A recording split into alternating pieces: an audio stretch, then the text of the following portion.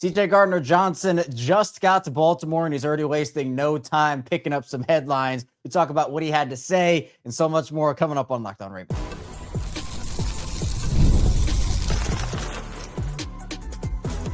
You are Locked On Ravens, your daily Baltimore Ravens podcast. Part of the Locked On Podcast Network, your team every day. You are Locked On Ravens. Welcome into the show. I'm your host, Kevin Oestreicher of Ravens Wire, here with you on the Locked On Podcast Network, your team every day. Thanks so much for being here, making Locked On Ravens a part of your day and your first listen each and every single day. And thanks out there to all the everydayers, the first-time listeners. If you're somewhere in the middle, thank you as well. 5 days a week plus more here of daily Ravens coverage and content. So be sure to hit the like and subscribe button in video form and follow along in audio form. We got a jam-packed show today. Is Gardner Johnson. He is already making headlines in Baltimore. We'll talk about his brutally honest comments on why he ended up signing with the Ravens. We'll also dive into Jaire verse begging Lamar Jackson essentially to play in this game. We'll talk about why. And then finally, we'll dive into a little bit of a Ravens and Rams preview ahead of the team's Week 6 matchup. Want to tell everybody today's episode of Locked On Ravens is brought to you by FanDuel. Right now, new customers can bet just $5. And if your bet wins, you get $300 in bonus bets to use across the app. Here with me today, it is Sam Njoku of the Ravens Talk podcast, as well as the Locked On Ravens Squad Show. And Sam, the Ravens need a win in the worst way. And I think I've said this for like the past 3 weeks, but I really mean it this time. They need this win in the worst way. 1-5 going into the bye week is a place no team wants to be. Oh, man, I can't even imagine. If you told me this 5 weeks ago, hey, Ravens are going to start the season 1-5, well, I would be thinking, this guy's crazy. What's he talking about? But here we are. The Ravens are really in trouble if they go to 1-5. And we've seen this Rams team all season. It's a real possibility. Yeah. But now we'll get into the injury report a little later because there was some positive news, not on the Lamar Jackson front, unfortunately, which we'll get to in the second part of the show. But in the first part of the show, Sam, I want to dive into one of the Ravens' newest additions, and Gardner Johnson, who's on the Ravens practice squad. He's wearing that number 6. He's going to hopefully come in there, fill a void for them, or just give them some experience that they didn't have last week against the Houston Texans. And by the way, if you haven't seen the clips, the Texans were clowning on the Ravens throughout that entire game, some of the behind-the-scenes moments. And, you know, look, the Ravens earned that. They didn't play well in that game. Again, 44-10, didn't even feel that close. But Sam, CJ, he ended up talking about just his journey to Baltimore, I guess. And he did this with Sam Jane over at the Baltimore Sun. And he didn't really hold back on his reasoning for signing with the Ravens. He said it was his only option. You know, that's the reason that he signed. It was his only option. Now, again, like, I appreciate the honesty. And again, maybe that just shows, like, apparently the Ravens have been talking to him for a little while, but apparently they seem to be the only team that was actually interested in him. And look, sometimes when your only option is your only option, well, that's where you got to go. I think some people are taking it as, oh, he doesn't want to be here, or like, oh, you know, he just did this. I don't believe that. I just think that, like, look, there was an opportunity presented for him. Nothing was materializing. It's definitely a brutally honest answer. And I'm sure that, you know, that answer was going to get spun that way regardless of what he said there in terms of, oh, it was my only option. But, you know, the Ravens kind of needed him in, and he kind of needed the Ravens. So I guess it kind of is a perfect match based off of circumstance. It sure is. And if you're not used to Gardner Johnson and his brutally honest behavior, put your seatbelt on. It's going to be a wild ride for the rest of the season, or however long he is with the Baltimore Ravens, because he does not hold back, both on the field and off the field. That's the type of guy he is. And there is some honesty to that. Yeah, he didn't have any other options. He was walking with the Texans. You know, there's some back and forth when he was with the Eagles. And, you know, teams are hesitant to bring in a guy, especially mid-season, that could destroy the dynamic of that locker room. But this is exactly what the Ravens need right now. They need somebody who's going to be that hammer, who's going to be tenacious throughout and bring the best out of the team. Don't really have that right now without Roquan Smith being that vocal leader on the defensive end. So you bring in a guy like CJ Gardner Johnson to come in and kind of provide a spark, as well as get some much-needed depth at the safety position. Yeah, and Sam Jane here also mentioning that Gardner Johnson's been very active in the locker room. He's talking with teammates, and apparently he's making good first impressions. So again, like that quote, the way, or the answer itself that Sam Jane put out there was going to get a negative spin regardless, because that's just what happens with a quote like that, where it's like, oh, it was his only option. Man, he must have only gone there because he was forced to go there. No, I just think that it was circumstance for both teams, and it does work out for the Ravens because, again, they just needed someone with experience in there.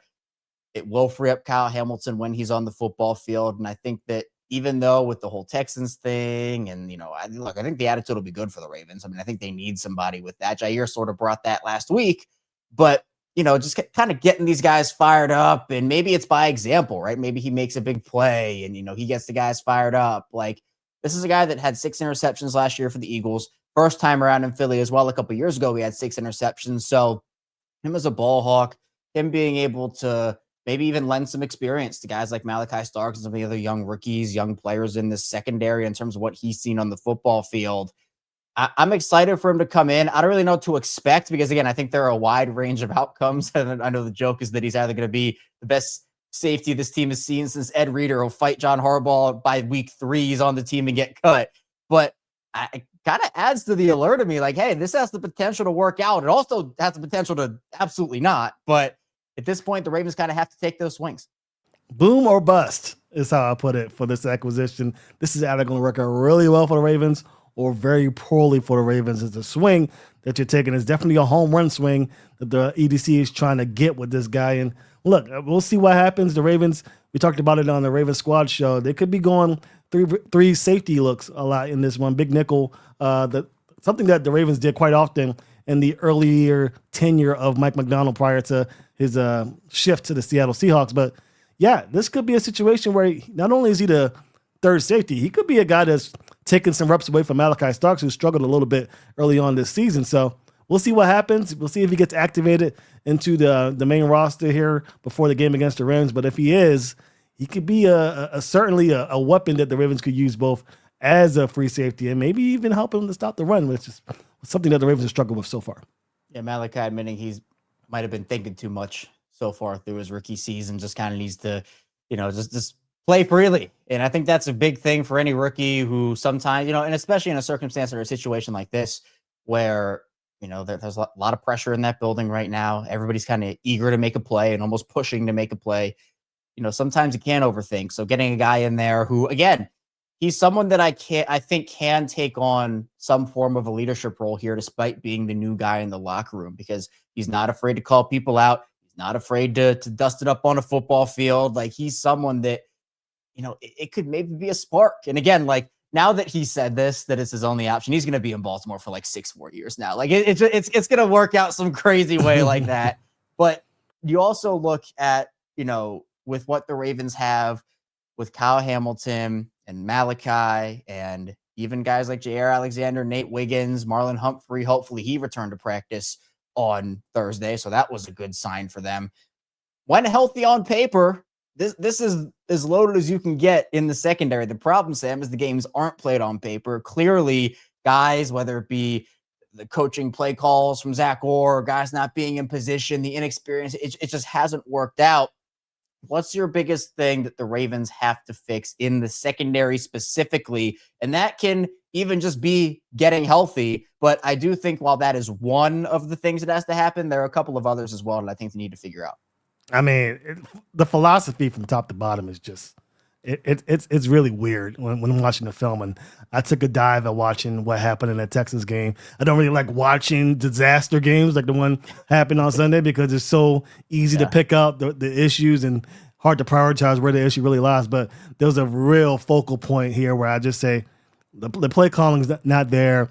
The way the DBs are playing the opposing receivers is strange because they're playing in such a way where they should know that their teammate has their back in certain situations and play leverage a certain way, and they're not doing it. They're playing as if there's one-on-one coverage, no safety help up top, or if they are playing help, the safety's not there coming in. So that that's communication. It's not really, it's not really, hey, this guy's just beating me one-on-one every time. It's nothing like that. It's just they're playing the game weird. Not a lot of too much safety space, too much space between the cornerback and the receiver. The safety's 35 yards down the field. Malaki Starks playing deep safety at times, and you're asking him to react to a play when he's nowhere near it. He's going to make mistakes. It's just a lot of stuff going on. So I think the Ravens need to get back to the basics when it comes to their defense. Play press man, play, aggressive defense. And if the team beats you up top for 70 yards, well, at least you're not on the field for 20, 25 plays at a drive and getting gas. Go out there, give your best effort, attack the offense. Don't just wait for the team to attack you. I'm with you. I think if the Ravens want to turn this season around, they're going to have to get very uncomfortable in terms of things that they've been resting their laurels on for years. They're going to have to shift away from that if they really want to get aggressive and turn this thing around. And that can be on the field, like you were talking about defensively. Could be whether it comes to acquisitions. Do they part with a high pick? They're going to have to get uncomfortable if they want to save this season. And that to me is kind of the only path forward here, because look, if you keep doing what you're doing or maybe tweak one or two things, I mean, this goes far beyond just the tweaking of one or two things. You got to fix a lot of things, and you have to get everybody on the same page. So hopefully the Ravens can turn things around. Come up in the second part of the show, we're going to dive into the Ravens Week 6 matchup with the Rams. A star Rams defender, he is begging Lamar Jackson to play in this game, which you might think, why? Well, we'll talk about why and so much more coming up on Locked On Ravens. First, the show is brought to you by Supply House. When the opening whistle blows on a new repair, get your crew moving forward with Supply House. Order today and see parts on your doorstep tomorrow. Over 280,000 plumbing, HVAC, and electrical items from the most trusted brands in the business. The real-time inventory and honest lead times keep it from punting projects, while their industry-leading customer service always has your blind side covered. Need parts fast for a project? Supply House has next-day delivery. Talk about a game changer. The part finder tools and 3D schematics can save you hours on jobs where every detail matters. They Trademaster perks like priority shipping and dedicated support make the whole process smoother. Join the free Trademaster program today and score serious perks like priority shipping, lower prices, and a dedicated support line. Visit supplyhouse.com to sign up for free and use promo code SHNFL5 for 5% off your first order. That's supplyhouse.com. Real people, real service. Back here, Locked On Ravens, Kevin Oestreicher, Sam Njoku, still talking with you. Ravens football content and coverage. Again, we're 5 days a week here on Locked On Ravens, Monday through Friday. Plus, we have bonus episodes on the weekend when there are headlines. Sam has been an esteemed guest of a bonus episode, which, again, not many. Sam is an elite company right there. Yes. So we have those. Also, we have instant reaction shows after games, and that also includes the Locked On Ravens Squad show, which is twice per week. We have that on Wednesdays at 7:30 p.m. Eastern time, as well as after games. I also do my own instant reaction show before that. Plus, we do the watch-alongs on game days. So, I know the results haven't been great for the watch-along so far this season, but it is fun to interact with the community and kind of react together there. So, again, we have 5 days a week plus more Ravens coverage and content. And, Sam, Week 6 is going to provide a tall test for this Ravens team. The Los Angeles Rams, who are coming off of a pretty brutal loss themselves, just in a different way, to the San Francisco 49ers on Thursday night last week. Kyren Williams fumbles near the goal line. The Rams fumble that game away, essentially. They're going to come into Baltimore pretty motivated, I'd say, to pull out a win here. And one of the guys that I think is going to be motivated is on that defense, and Jaire Verse, who that 49ers offense kind of took it to him a little bit. It was very uncharacteristic of the Rams defense based off what we've seen this season. But he wants to play the best. He wants Lamar Jackson to play. And he made that very clear on Thursday when he was asked. And this is a family-friendly show, so I'm not going to be able to say the whole answer. But he essentially said that he would be very, you can insert an expletive there, very furious if Lamar Jackson does not play on Sunday. Now, the reason is because he says Lamar Jackson is on his sack bucket list. He also mentioned Patrick Mahomes, Josh Allen. So, I mean, this is a bucket list moment for Jaire Verse coming in and playing the Ravens and specifically Lamar Jackson. I mean, look, I think that every Ravens fan agrees with Jaire Verse here. Everybody's going to be very furious if Lamar Jackson does not play. Now, he did not practice on Thursday. And again, I'm not expecting him to play on Sunday here. It's very evident that they probably just want to hold him out to the bye, and then after the bye, they'll bring him back. But, that would mean Cooper Rush. And honestly, I think for Jaire Verse's sack numbers, that might be better news, considering that, Cooper Rush is a much different quarterback than Lamar Jackson, which I think has been getting a lot of run in the media in terms of, like, why would the Ravens give a lot of money to Cooper Rush when he's very different from Lamar Jackson in this offense? Again, I have no problem with them giving a lot of money to a backup, at least relative to what others make. But again, the skill set, I mean, we saw it a little bit on Sunday against the Texans, it is different. And when that offensive line plays poorly, like we saw in week 5 against the Texans, Cooper Rush can't really escape that or prop it up like Lamar can. Not at all. And he's going to have to settle for Cooper Rush, Jaire. Sorry, buddy. Lamar Jackson's not playing in that game, and I don't want him in this game because you seem a little too anxious to sack him, and he's trying to get that hamstring right for the rest of the season. I think I'm going to sit this guy out, even if he is, nearing close to a playable stature as far as his injury is concerned. So no dice on that. But to your point, Cooper Rush, yeah, I still don't get it. I'm not saying Cooper Rush isn't a good quarterback. I think that he might even have a fine game in this contest. He was pretty good the first drive of that Texans game. So there is hope, that Cooper Rush can be a service or QB. But when it comes to the confines of this offense, it just doesn't make much sense. And he's coming up against a run defense here that's not going to give him any opportunities. I mean, I think that the Ravens are going to have to lean on Cooper Rush's shoulders. And I don't know if this offensive line has what it takes to hold him up. So I'm sure we'll talk about it in the next segment of the show. But pretty much Cooper Rush is going to be the guy. I don't understand why he's the guy. Tyler Huntley's available. I'm not sure if Tyler Huntley's the better QB, better arm talent than Cooper Rush, but I will say that he more so fits what this offense is about than Cooper Rush. Actually, we got, I didn't even realize, I think I just flat out missed this yesterday.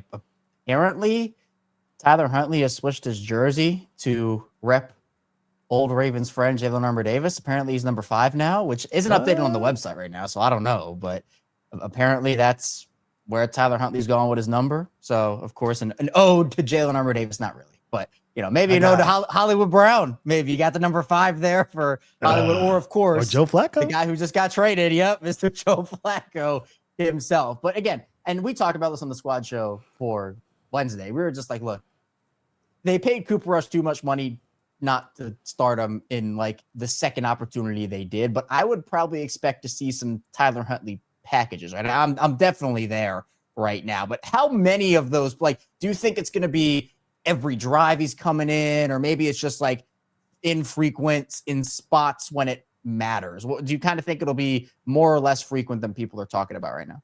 I think it might be a little more frequent than people are considering. Maybe during running downs, when the Ravens are going to run the ball, go ahead and put Tyler Huntley out there on second and short. Give them something to think about. Make sure you can get that first down. I don't see him doing much on passing downs. I think it's going to be Cooper Rush's show. I would say maybe six or 7 snaps in this contest for Tyler Huntley, if I had to decide. I think it's going to be very similar to what we got with Keaton Mitchell. Keaton Mitchell had 4 snaps in this game. He had a couple of carries. So in the last game, I should say, against the Houston Texans. So something along those lines. Tyler Huntley, his ability to run the football, he's going to have to keep it a couple of times. Show that Rams defense you mean business when it comes to carrying that rock. And then hopefully that opens up the lanes for Derrick Henry, who hasn't had it since that Bills game. I mean, it's incredible how teams are focusing on Derrick Henry this season, especially with even Lamar Jackson being on the field. They're still keying in on Derrick Henry and slowing him down, and it's working. He's certainly regressed a little bit, but the rushing lanes have done him no favors. If your offensive line can't get push, you're not going anywhere. Like that's just the reality of the situation. And Baltimore, in that regard, is in a little bit of trouble. Now, even if guys are healthy and are able to come back in this game again, Ronnie Stanley was participating again, and he was actually upgraded to a full participant in practice. Here. So was Roger Rosengarten. I mean, that's good news. Joe Noteboom as well. I mean, hopefully they don't have to use him in this game, but he also was a full participant. Ben Cleveland, personal reasons, did not practice. But the big one here, Sam, Patrick Ricard is officially returned to practice. Now, I don't expect him to play in this game. I would assume that the plan for him, and essentially John Harbaugh said as such, the target is the Bears game where you're going to have the bye to get him back into shape and he'll play. But still, we didn't know. This has been going on for so long. Patrick Ricard opens up a lot, but you're probably not going to have him. I don't really have a lot of faith in this O-line right now, even if Stanley's out there. I mean, even when Stanley was healthy, I mean, it's been a rough start to the year for him and all these guys. I mean, you also now have to go up against the Rams defense, and we'll get to this a little bit more in the final part of the show, that currently is top 10 in both rushing and passing defense, number 3 in rushing, number 9 in passing. And they also are top 10 in the red zone, top 10 on third down. I mean, this is a very tough challenge for an offensive line that, had to see Will Anderson and Daniil Hunter last week, but now you got to go up against another high-powered D-line, and that could be a problem. Yeah, not to mention their front seven of the Rams, they're the third lowest in terms of rushing yards per carry in the league. They're top 10 in defense overall, but 3.5 yards a carry. And they're also giving up the least amount of explosive plays in the league so far as run defense is concerned, and the fewest number of rushing touchdowns. And we know Derrick Henry is good for one. I slow down a little bit with that one because this team is dangerous. So, yeah, there's lots of problems. I think that for sure, we talked about Zach Orr being on the cusp of potentially losing his job. I think George Warhop is another guy to watch out for. That O-line has struggled mightily. That Chiefs game, I keep going back to that Chiefs game because it was just a disaster for that offensive line. The set protection scheme, Spagnuolo just ate it up. Steve Spagnuolo ate that up. Delayed blitzing, worked against the Bills. It worked for the Chiefs as well. So whatever's going on with that O-line group, they need to get it together and get it together fast. If they have any shot in winning this game, it starts with those 5 guys. Right now on the season, Byron Young leads the Rams in sacks with 5.5 through 5 games. He's been absolutely incredible, but you also have to look out for guys like Kobe Turner, for example, Braden Fisk as well, who doesn't have a sack this season, but still provides push.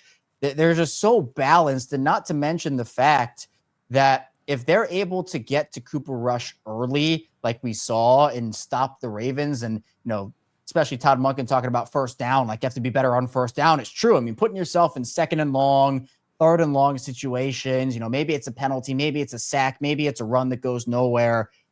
It makes things so much more difficult when you already are playing without your star quarterback. So I don't know if that is just running more on first and second down, or trying to incorporate screens and not going back to that wall if it's not working, or trying the quick passing game, just slants, get the ball to a Zay Flowers and just have it be 2nd and 7 instead of 2nd and 10. Like, those are all little things this offense can do, because the Rams can generate pressure without blitzing. That's the problem. That's something the Ravens have not been able to do. And we've seen how that has impacted them defensively. For the Rams, it's the opposite on their defense, where they're able to drop guys back into coverage and use blitzes with a strategic ability. Whereas for the Ravens, it's felt like they've tried to pick spots, but it essentially becomes desperation when they can't rush with more than, 4 guys and not get pressure. You have to be able to go out there and get that consistently. Something the Rams do, but the Ravens do not.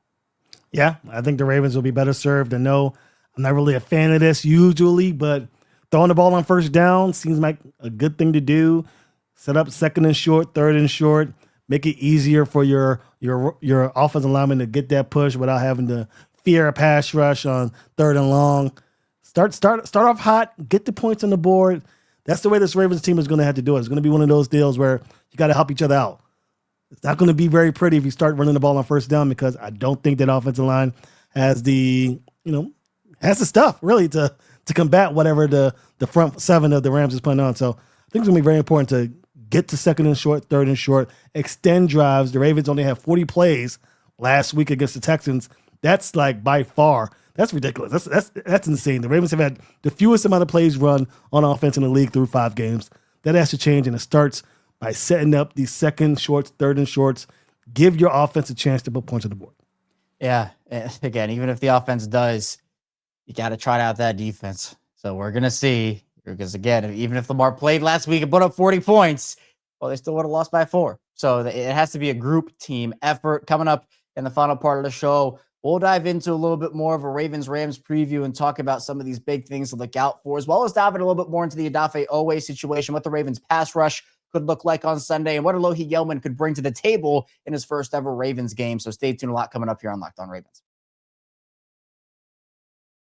First, the show was brought to you by FanDuel. The NFL season is here, and FanDuel has an offer you don't want to miss. Right now, new customers can bet just $5 and get 300 in bonus bets if you win. That's right. Pick a bet, put down $5, and if it hits, you'll unlock $300 in bonus bets to use across the app. Now, I love how FanDuel gives me so many ways to play. I've built parlays, tried player props, and even followed the live lines during games. It makes watching football even more exciting when you've got a little something riding on the action. Whether you're a casual fan or love diving into the stats, FanDuel makes the game day experience so much better. The Ravens, they need a big win against the Rams in week number 6. There's no secret about that. But right now, the Rams are currently favored from going on the road to Baltimore. They're the road favorite, 7.5 point road favorites in this game for the Rams. The Ravens currently 7.5-point home underdog. So maybe you like the Ravens, maybe you like the Rams. Either way, you've got to get on FanDuel. So what are you waiting for? Visit FanDuel.com to download the FanDuel app today and get started. Back here, Locked On Ravens, Kevin Oestreicher and Sam Njoku talking Ravens football here. Sam, the Ravens made a trade. They traded away Odafe Oweh. Now, we heard, and I talked about this on yesterday's show, Oweh kind of telling all about his experience getting traded and how it was a shock and, had a little bit of animosity, he said. So, there's going to be motivation for him. But the Ravens, they're going to have to figure out life without Odafe Oweh. And again, he wasn't really doing anything on the field for him this year in the first place. So it's kind of life without Odafe Oweh in terms of who can step up and perform for them. We're going to see a lot of Mike Green, going to see a lot of Tavius Robinson. Kyle Van Noy is going to get some snaps here. At some point, Adisa Isaac's going to return, and he'll be someone that will probably get some snaps. Maybe David Ajabo gets some opportunities. But the one guy that I'm looking at right now, I think Trenton Simpson's going to get a bigger role on that outside there. We certainly saw that. We saw him do it at Clemson. That was part of the reason the Ravens drafted him, not just his inside linebacker ability, but the versatility. So everybody's talking about the guys like the outside linebackers, edge guys already listed there on the roster at that position. But I'll tell you, I'm keeping an eye out on Trenton Simpson to see if he gets a bigger role. It's got to be somebody. It better be Trenton Simpson. If it's not, maybe see the Gardner Johnson have a chance to do something. Maybe Kyle Hamilton's going to play a little bit of edge. But you can't just get rid of your edge rusher and not find a way to fill that hole, which already was terrible, bottom of the barrel. So you release, put away an edge rusher, and what do? You got to replace him. So I think Trenton Simpson could be that guy. Again, you mentioned in Clemson, he was a good pass rusher. We've seen players come into the league, tried a little bit of linebacker, make that transition because of your speed to edge. Saw with Micah Parsons. You may see it with Trenton Simpson here, and that would be a boom because he did pretty good, I think, as a rusher at times last week. They need something. Something has got to give because, again, you're not going to get any interior pressure, at least not consistently enough because they're not double-teaming anybody anymore. Nani Madubuike was that double-team player. Travis Jones is now taking on that mantle. He's not getting any penetration. I mean, zero. He's a Robin. They need a Batman. They're not going to get it right now. Maybe Aeneas Peebles, maybe CJ Okoye can be that guy eventually, but right now they're getting no penetration through the interior. If they're going to get penetration, it has to be on the edge. So guys that you mentioned, Mike Green, Trenton Simpson, Calvin Noy, somebody step up and put hands on the quarterback because if you don't, Matt Stafford is going to tear this defense apart. Yeah, right now the Ravens currently are 29th in the league in pressure percentage at 15.9. Who's worse than them? The Jets at 15.1, 49ers at 10.2, and Panthers at 8.3. Okay, so two bottom of the barrel teams, and then somehow the 49ers got it over. But yeah. Yeah, the 49ers have you and I suiting up. I mean, yeah, Nick Bosa's done for the year, and there's other context there. I think they were one of the teams. The Ravens actually had Drake Jackson in, former second-round pick, along with a couple other teams. So we'll see if maybe that's that guy that they sign. But I think, again, this week, before they make a trade, or even if they don't make a trade, these are the guys on the roster. That's why it's really hard to because you have so many weaknesses right now if you're the Ravens, and some of them can be solved just by getting guys back. But for the ones that can't, it's hard to build a team during the season. That's what the offseason is for. So when it doesn't work out, you need to kind of scramble. And the Ravens, again, I think Eric DeCosta's not done, Sam. We've talked about that, but you kind of have to wonder what is next for this Ravens team. But what is ahead on Sunday is going to be the guys that are currently on the roster. And you also mentioned, I think the Ravens also have gotten better in the blitz percentage department. They're now up towards the middle of the league there. They were 30th a couple weeks into the season there. So they're trying to generate more pressures. The problem is they're just not getting home. And when blitzes don't get home, you are in a heap of trouble, especially when you go up against a quarterback as experienced as Matthew Stafford. Now, the Ravens injury report, I've kind of mentioned it on and off throughout the course of the show. Players that did not practice on Thursday. Jaire Alexander with his hamstring doesn't look like he'll play. We'll have to see what today brings. Ben Cleveland with the personal, then also Lamar with the hamstring, as well as Roquan Smith. Marlon Humphrey, as I mentioned, did return to practice. Zay Flowers limited with a shoulder injury for the second straight day. Emory Jones was full back-to-back days, so maybe we'll see him sooner rather than later. Maybe that could be an option on the offensive line. Tez Walker limited back-to-back days with an oblique injury. So, I mean, there are options, and especially if they can get Kyle Hamilton back, who was upgraded to full, that would be huge. But Alohi Gilman is going to play a big role for the Ravens, it feels like, at least on Sunday. I don't know if it's assuming that he plays. Obviously, it's not set in stone that he will, but that's the expectation. Right now, Sam, Gilman is someone that he was leader on that Chargers defense, was a big part of that. He'll come over to Baltimore in a new opportunity. And actually, Dan Wade, the host over at Locked On Chargers, he kind of gave his input. He sent us a short here to kind of give the Chargers side and the reaction to acquiring Owe and trading away Gilman. I think it's important context. So I want to play that clip and get Dan's perspective on it. The Odafe Alohi Gilman trade is official, and I think it is a win-win for both teams and what they need. I don't think that the Chargers giving the Ravens Alohi Gilman was an indictment solely on his play, but more about the safety depth that they have there with Elijah Molden, Derwin James, Tony Jefferson, and a young rookie in R.J. Mickens. But the Ravens are getting a very instinctual but undersized safety. There have been some tackle issues with Alohi Gilman, but time and time again, his instincts have shown up for the Chargers, making big plays, and also have come back to bite him sometimes because of his aggressiveness. But a very solid player, box safety, near the line of scrimmage safety. And I think the Chargers desperately needed Odafe Owe, who probably could use a fresh start after 0 sacks through 5 games and had 10 in 2024. But I do think they just needed that kind of athletic, bendy pass rusher that can help get some pressure and fit what they really don't have in that room right now. And I think a fresh start for both sides is definitely good, but the Chargers definitely needed to add some juice to their pass rush and some more bodies to add in while Khalil Mack is on injured reserve. But again, I do think this is a win-win for both sides. Yeah, and again, if that's what it turns into, Owe goes and is able to continue his career successfully in Los Angeles, and Gilman comes in and gives the Ravens that presence, I'm fine with that. I mean, the Ravens just needed to get other guys in here, especially to free up Kyle Hamilton. And, I'm glad that Dan said it wasn't necessarily an indictment on the play. It was more just like, hey, we feel confident enough in the guys behind him to go and get a guy at a position of much more need for us, and we're willing to kind of trade away this guy instead. So, I mean, what are your expectations for Gilman and even CJ GJ? Still trying to get that name down. CJ GJ in game number 1. Do you feel like they're going to have big roles, small roles? I guess it depends on if Hamilton plays, but it feels like he's on track for that. Well, based on this synopsis of Gilman, I'm getting kind of amped up. I mean, box safety, check.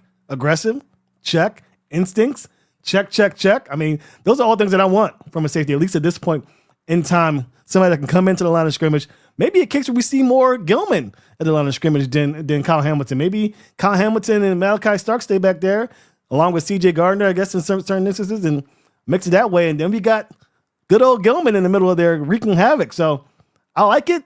I think that you're going to be asking a lot for a guy to come in after just a few days and come in and play meaningful snaps for the team in a must-win atmosphere. It's going to be asking a lot. Communication has been one of the issues that have plagued the Ravens for now a couple of years now. So under the Zachary Orr umbrella, might be a little dicey, might make some mistakes. That's okay. I want aggression. I want people attacking. And to prove your point about the blitzing that the Ravens have done, yeah, the Ravens have blitzed a little bit more, but it's really easy to miss home on your target when the quarterback just sees 10 yards of space between the receiver and the corner. I just got to hit a slant route. And, I see Puka Nacua here. I see Nate Wiggins here. I want them touching noses on Sunday. I want them helmet to helmet just clamped on each other to the point where referees are calling offsides penalties on the Ravens every other snap. Get in there, provide disruption, get after the QB, blitz 6 if you got to, blitz 8 if you have to, but I better not see a corner more than bad breath distance from the receiver. I am tired of it. Give me some aggression. Give me some Ravens football. And I think the Ravens may have a shot to surprise the world. And even when you talk about, the Ravens and the off coverage and, them, you're right. The absolute worst combination you could have as a defense is you're either blitzing or rushing forward and getting no pressure, and you're playing like 6 to 10 yards off, or it's not actually 10, but like you're playing super, super far off. So at that point, you're right. Like slant, boom, take it to the house. Like that's what we see. So I agree with you. Just play up, get uncomfortable. That's what it's going to be. Get uncomfortable, because that's what they're going to have in order to have that chance to pull out a win on Sunday. But Sam, I appreciate you. Thanks so much for hopping on as we get you out of here, please tell people where they can find you and what you're working on. Yeah, you can find me on Twitter, Instagram, or TikTok at Ravens Talk Pod or Ravens Talk Podcast. We're talking football all the time with the fans, and make sure you follow, like, and get out on the action as we talk Ravens football 24/7. You can also find my show, Ravens Talk Podcast, on YouTube or wherever you get your podcast. We have a new show coming out tomorrow where I have Josh Berman on. A lot of people may know him, talking Ravens football. That's great. And you can also catch me on the Ravens Squad show twice a week. Post-game show coming up after that Ravens Rams game, and then as well as 7:30 p.m. Eastern time on Wednesdays, talking with your boy Kevin Oestreicher and Kadri Ismail.